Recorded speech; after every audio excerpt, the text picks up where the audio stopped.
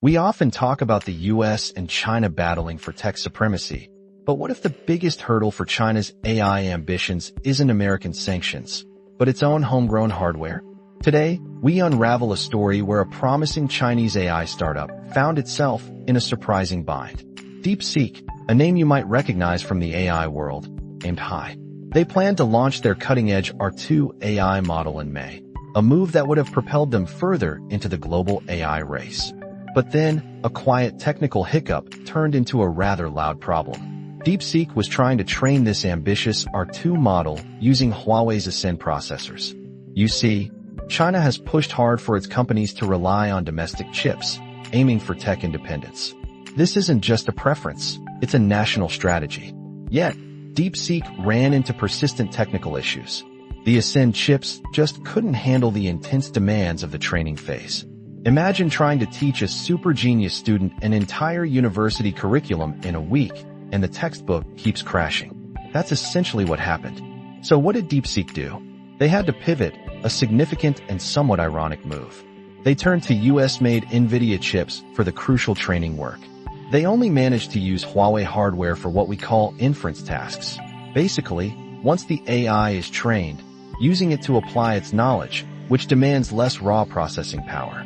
This forced reliance on Nvidia caused the R2 launch, originally slated for last month, to fall behind, giving their competitors a crucial lead. This whole situation highlights a profound challenge for Beijing's push for tech self-reliance. The government has reportedly even scrutinized orders for Nvidia's H20 processors, encouraging companies to find local alternatives. But here's the reality.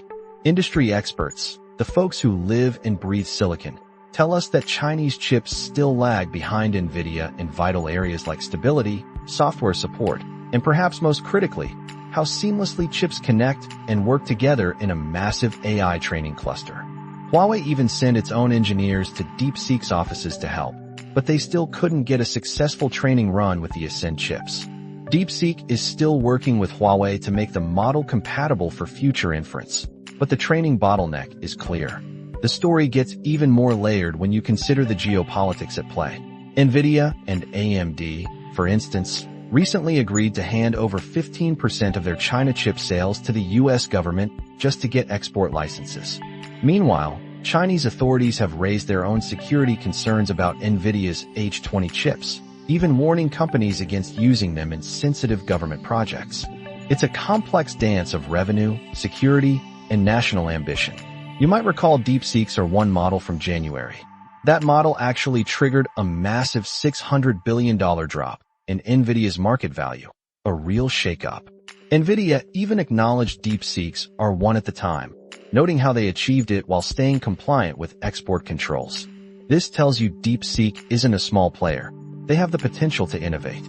Their founder, Liang Wenfeng, pushed for more time to refine R2, partly due to these chip issues, and also extensive data labeling for the updated model. Chinese media suggests we might still see that launch in the coming weeks. So, this isn't just a technical glitch for one company. It's a stark reminder that while the geopolitical winds blow in one direction, the hard realities of advanced chip development can pull in another. Will China bridge this gap soon? Or will its AI ambitions continue to rely on the very tech it seeks to outgrow? We'll certainly be watching. What are your thoughts on this complex intersection of tech, economics, and national strategy? Share your insights, and make sure to subscribe to stay updated on the ever-evolving world of AI and chips.